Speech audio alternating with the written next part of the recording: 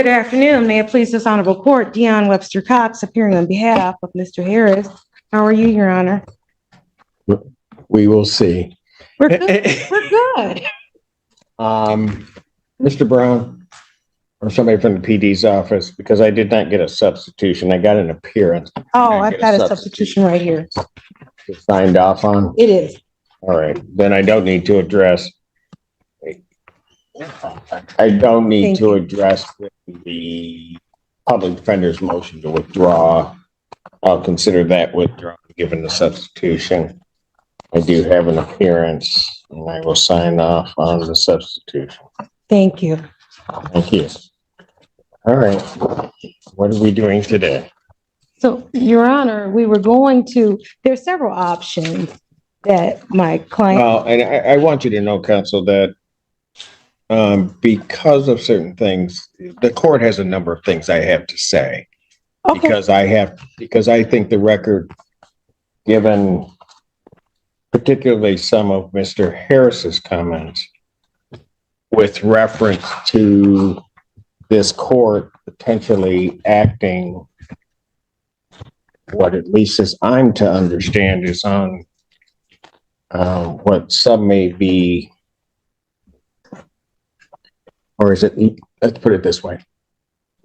People are saying, and quite frankly, your client has made the assertion that the Pittsfield Township, as well as this court, was acting on some type of defective or faulty information, which I will tell you, counsel, caused the court, given what the court did, to investigate what my ruling was. And I will tell you that that assertion is absolutely correct with reference to any faulty information that either came through to the Pittsfield Township Department of Public Safety or to this court ultimately at the May 15th hearing. And I think it needs to be stated, I've been asked for comments. I have refrained from comments as my normal practice is. This court with the pending case will speak on the record. And so I am going to make sure that the record is very, very clear as to what this court knows and what this court acted on May 15th. And we can start with this. And my basis for doing it is because of what was said about what this whole process was.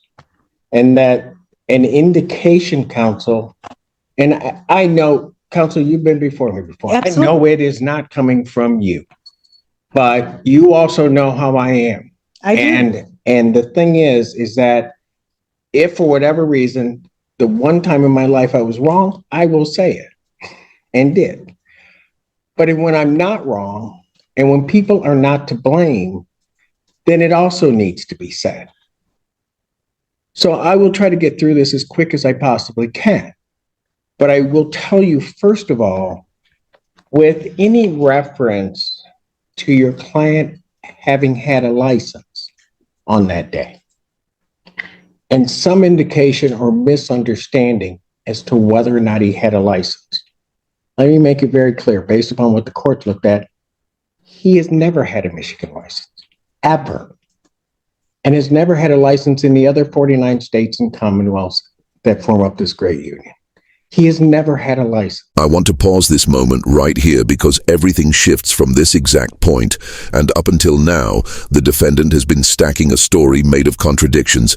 He says one thing to the court, another to the news, and something completely different to his attorney, and every layer peeled back exposes more misrepresentation. The deeper you go, the clearer it becomes. This was never a misunderstanding. The judge has already sensed the cracks. The officers saw them from the beginning, and now the official record is exposing every false step he took. This is a pattern, and this is the moment where the judge decides enough is enough. Because once the truth rises, nothing he tried to hide can survive anymore. In point of fact, when they suspended his license, and what people don't understand, when they suspended his license in Saginaw, they don't suspend the license. They suspend the privilege to drive in this state. Hence, for example, if he had had a Kentucky license, He would be able to drive everywhere that Kentucky would allow him to drive. He just couldn't drive in Michigan because his privileges had been restricted. I know you know that, but that wasn't at all said. But it doesn't matter because he didn't have a license ever. There is also then, and I will, when it is necessary, come to the defense of my sister courts, and I will come to the defense of Saginaw. They got a great chief judge. Chief judge answered the question. But I will tell you, that court and its friend of the court did nothing wrong.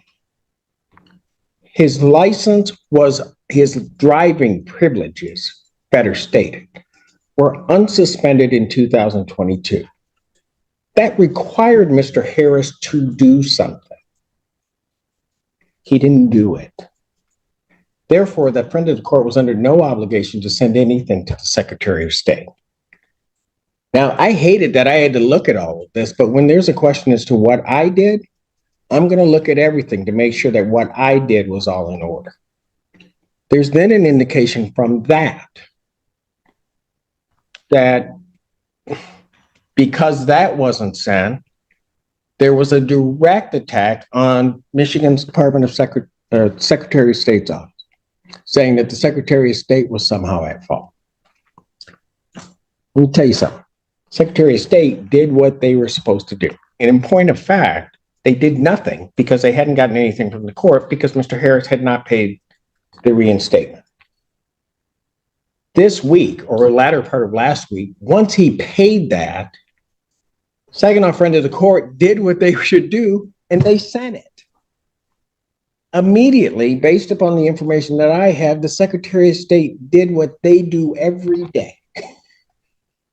They took that suspension off of his driving record, and he was then unsuspended. And then your client did what he needed to do with reference to the Secretary of State and paid a reinstatement. Right. Just a second, Mr. Schiller. I'm going to let everybody respond because Thank you. I am not done yet. Okay. All right. You're covering a lot of the points for me. Thank you, Your Honor. And so that came down to that. So the information at the time that I had, that Pittsfield Department of Public Safety had, was all correct at the time of both Pittsfield stop as well as the May 15th day. It was all correct. There was no error by anybody. It was a failure on the part of Mr. Harris to do certain things. Now, I grant you that sometimes that can be a complicated process, but it was certainly not anybody's fault that that didn't happen other than that wasn't paid. Now, here's the other thing, and I'm like maybe in church where I say I'm about finished now. Here is where his entire defense begins breaking apart. He keeps insisting that the courts failed him, that the Secretary of State mishandled procedure, that some forgotten step trapped his license in suspension. But the truth, in front of the judge, says, otherwise this was not the system failing. This was not a missed document. This was simply him never completing what needed to be done yet. He pointed fingers at everyone except himself, thinking the story would shield him. But the courtroom is where stories die and facts take over, and now the judge is dragging every hidden detail into the light. The other part of this is, this stop was in October. Most of the cases that we've heard just in this last afternoon are driving while license suspended cases. That's part of my Wednesday afternoon. We go through great pains to try to get people their licenses back, which is really how it should happen. Between October and because I don't live under a rock, I actually watch things. You look very nice on TV. Thank you. You're welcome. There was something that was said that was very disturbing to me. And I'm just going to let you know because I believe in being fair with everybody. The question was asked, along the lines between October of 2023 and the point in time of the May 15th hearing? Was there an attempt by Mr. Harris to correct his license? Here's the part that was disturbing for me, so that you know. Okay.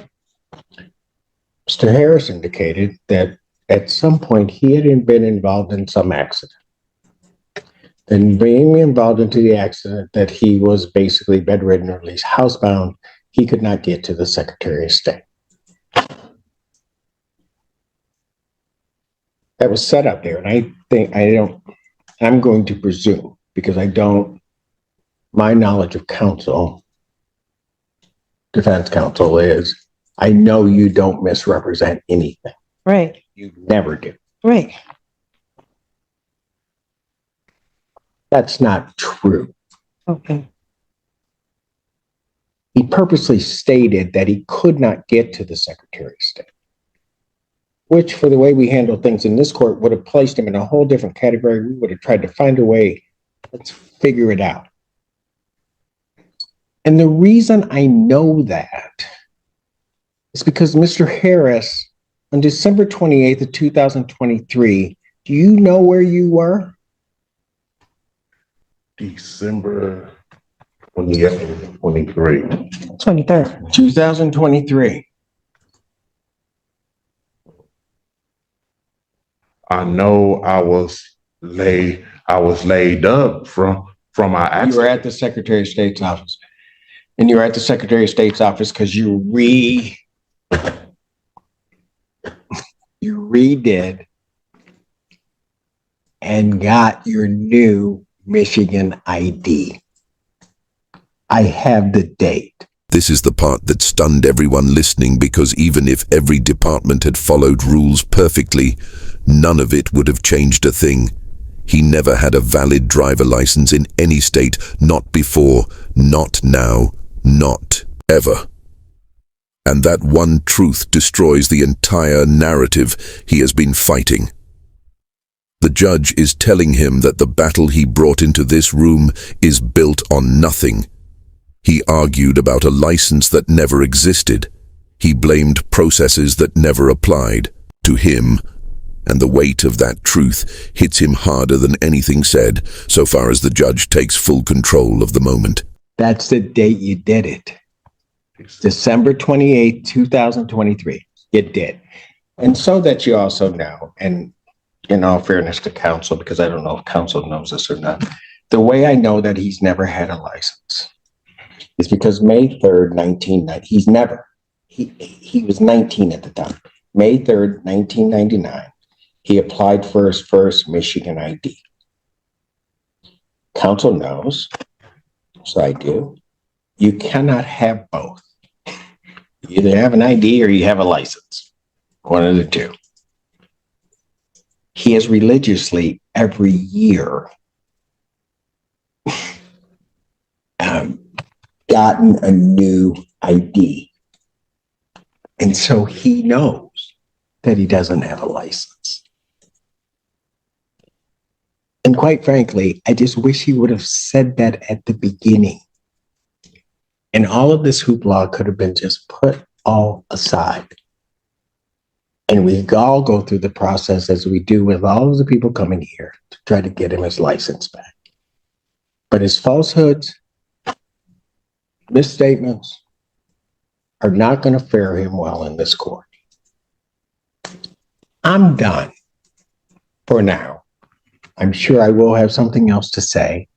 Whichever one of you would like to speak first, you may. I'll wait to go last. Yes, I spent yesterday at the Pittsfield Township Police Department with Officer Monaster performing the traffic stop in this case. I also noticed the December 28th, 2023 date, and I know the significance of that, and the court just went through that painstakingly, and I thank you for that. In addition, at the traffic stop, when I was at the police department yesterday, we watched body cam video. At least twice during this traffic stop, he acknowledged to the officer that he did not have a valid license. quote unquote, quote, actually, I don't have a valid license, close quote. The question was, are you a valid driver? Quote, I am not, close quote. So, you know, like, this is all this hoopla and the circus atmosphere is, in my opinion, is an affront to the justice system. I mean, I've been a prosecutor for more than 30 years, and to see this kind of hoopla around a driving while license suspended case is ridiculous. And it wasn't caused by this court. It wasn't caused by the Pittsfield Township Police Department. It was caused by the extra judicial statements made outside this courtroom. Us talk about something simple. You never lie to a judge, because judges walk in with receipts. This judge has every timeline and every document. She knows when he said he was injured. She knows when he said he could not travel. And she knows the exact day he walked into the state office himself, the moment she reveals that date. Everything flips instantly. The tension spikes as his story folds in real time, because nothing is more destructive than being caught by the one person who controls your future. This is not a small lie collapsing. This is his entire credibility melting down in front of the courtroom. Okay, so Go ahead, counsel. thank you, Your Honor. Thank you very much. Well, first thing I'd like to say is, very first thing is we're here and that we all saw this video. I wasn't in court. I wasn't even on YouTube watching the court today, right? I saw it because someone saw it and decided to post it. I can assure you that was not Mr. I don't think he has the capacity to be able to post it like that on YouTube or Instagram. So that was not him. And it happened to take off and go viral. So he had what we saw was him saying he was driving, which he should not have been driving, right? We're told not to drive on Zoom while doing that. So that's how this came to the attention, because the court, I saw you. He said, I can't believe this. Is he driving? And we all said that. Everyone who saw that video asked the same question. And that just it became a joke. It became a complete joke. Now, with respect to what we want to do, and I cannot say anything is with respect to what my client has said, but when we talk about the hoopla, my client didn't start the hoopla. Perhaps he's made some comments, but he didn't start the hoopla whatsoever. That was someone that was outside of his control as to how it went viral. This is the moment where the chaos really started. The viral video was not the reason things exploded. The media attention did not cause the outrage. The real problem was his choice to play the victim when the news called. He had a chance to tell the truth, but instead, he and his lawyer blamed the court, blamed the Secretary of State, blamed the entire system while ignoring his own responsibility. That is why everything erupted, because you cannot twist facts on camera and expect the judge to ignore it. The judge saw the interview, and she returned determined to set the record straight herself. He had no control over that, and that I'm going to stand on that. He did not send it out to Instagram. He didn't send it out to wherever. He didn't do that part. So with respect to, did he have I don't want to try this case today at all, but what I want to do is focus on what's good. Now, what was good? That day in October, this officer here, that could have gone a whole other direction. And I'm so happy that you were so kind and courteous to my client. Thank you, officer. Thank you so much, because it could have gone another direction. We are here right now. My client has an appointment to go to the Secretary of State for his permit. He's working on that. I want to focus on how do we correct this and cure this? How do we go forward with this situation? Whatever, he was not under oath under any of the things that he said. So we're not talking about any type of perjury going on. Very true, right? True. So with that being the case, let's move forward with this. He is here. This is what I'd like. Because Counsel, let me just. yes, I would like to move forward too yes, on this case. We handle these cases all the time. But I will tell you, as you know, having appeared before me, the one thing I don't like is when people don't take responsibility for what they've done. When they take responsibility for it, we will use whatever we can to try to get you to another spot, because it doesn't behoove any of us for you to be in that spot. One other thing that I will say, when you say it wasn't started by him, oh, it certainly was. It certainly was when he made his first statement to WXYZ about blaming people for this happening. I have those clips. And today I asked him what everyone wants to know. What were you thinking? What was I thinking? I was thinking about getting my wife medical help. That's what I was thinking. Secretary of State records show his license was first suspended for child support back in 2010. But Harris told us he thought his license had been reinstated. They were supposed to have been lifted it two years ago, but they didn't. It's very embarrassing. And with the type of ties that I have with the church and the community, it's very embarrassing. Always double check behind these workers, because they will say that they will do something and they don't do it. Where Dew, his lawyer, believed him fully, she walked into interviews repeating the story he wrote for her. But even a lawyer must verify what she says. She could have checked procedures. She could have reviewed the record. She could have confirmed the truth before going public, because once those statements hit the media, the damage was permanent. The judge saw them, the prosecutor saw them, and now the courtroom has to repair the fallout. The lawyer now realizes the ground she stood on was cracked from the start, and the judge wastes no time explaining the consequences of trusting an unverified story.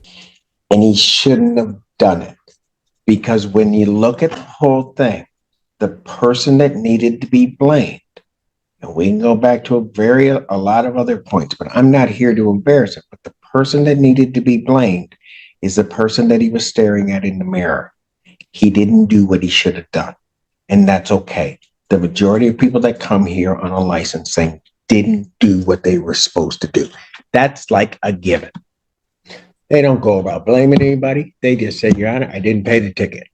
Your Honor, I just didn't do it. I just didn't have the time to do it. I just didn't take whatever. Right. Just own it. Once you own it, then it becomes a whole lot easier just to move forward. Okay, I'm sorry. I interrupted you and I said I wouldn't, but I understand. my court. I No, no, I know who you are and I respect that. So where I am is where I've always been, because I can assure you that when he did speak to WXYZ that day, I wasn't representing him. I was representing him yesterday, right? And you would heard my message is that what steps are to correct this. And that's what I'm about, Your Honor. How do we correct this, right? I understand the entire process. I have not gone into detail, but I will take the word of the court and of Mr. Stiller here, brother counsel, and about the background and the history of it. But how do we go forward? And that's why I'm here, to sort of minimize. You okay? This is where the harshest truth comes out, because every department he blamed actually followed every rule. The friend of the court followed procedure. The Secretary of State followed procedure. The court followed procedure. The only person who failed the process was the one accusing everyone else. He did not file what needed filing. He did not pay what needed paying. He did not complete what was clearly required, and yet he acted like he was the victim of a broken system, when he was breaking his own case, and now the judge has zero patience left because the truth finally cornered him. So what we're looking for, because there are some options here. My client has indicated to me and would like me to indicate to the court that he is in the process of procuring his license. Hopefully that privilege will be available to him, but he does have, as you stated earlier, and I have the receipts, he did pay the reinstatement fee. Those fees are paid. Anything that was out in the previous court, those fees have been paid, and I've been presented with those receipts. In addition, on tomorrow, he's got his permit test coming up, and then after that, because he's an adult, he's working on it so that he can take advantage of the offers that are available, because as you say, this court does want to help. Absolutely. And with that, because my client was in an accident, and I haven't seen the medical records, but because of some of the things it could be, I don't know. But sometimes our memories get a little foggy. Now, am I going back to 1999? No, I'm not.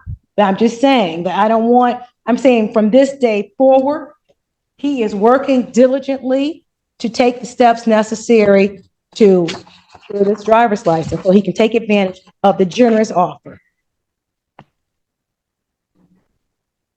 Thank you. Yes, ma'am. Yes. Yes, I Mr. hate to Summers. say this, Your Honor, one additional thing. I think Fletcher Cox and I need to approach the bench. It may involve Mr. Allen. Who's Mr. I Allen? know, because I know what it is. Okay, thank you. Well, who's Mr. Allen? That's my bailiff. This moment hit so hard that even commentators struggled to stay serious. The judge delivered truth after truth, and each one landed harder than the last. The courtroom felt like a classroom, and he was failing every test. His excuses disintegrated as fast as he could speak them. The judge had the paperwork, she had the timeline, and she had no patience left. Every point shattered another piece of his story, and it turned into a complete credibility meltdown. He walked straight into embarrassment, and by now the judge was completely done with every excuse he tried to offer. Oh, Counsel, you probably didn't know this, and I wasn't sure where the prosecutor was going to bring. He's got a warrant. no, I did not know. Yes, he has a warrant for his arrest. A bench warrant out of Allen Park. Park.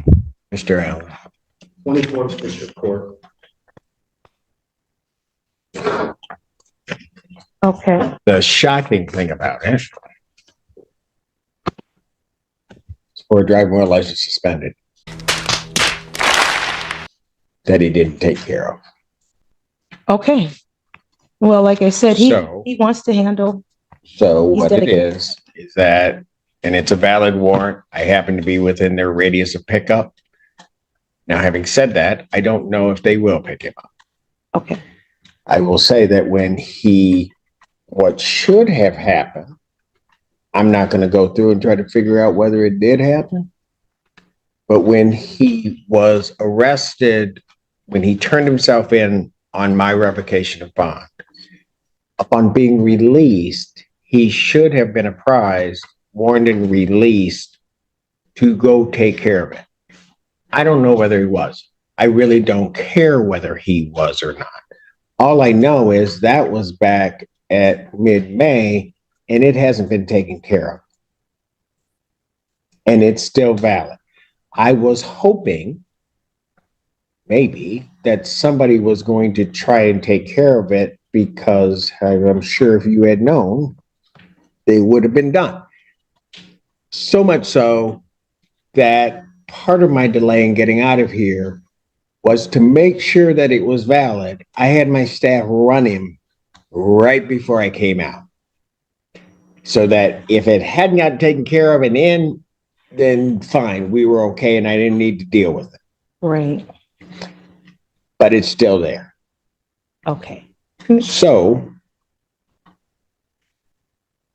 will July 17th work as a new date for you to come back? Because as I understand it, he is right now not licensed. So if he goes in on Thursday, gets his permit, he's got to drive for at least 30 days. Apparently he knows how to do that part. When the dust settled, the judge set a new court date, and the rest of the hearing shifted back into routine steps. But the real impact had already landed. His credibility was destroyed, his story collapsed, and every false claim he made stood exposed. The courtroom learned exactly who caused the chaos, and the judge made it clear she would not tolerate even one more excuse. He walked out facing more accountability than ever before, and this case is far from finished, because the next hearing might reveal even more, and we will be here breaking down every moment as it unfolds.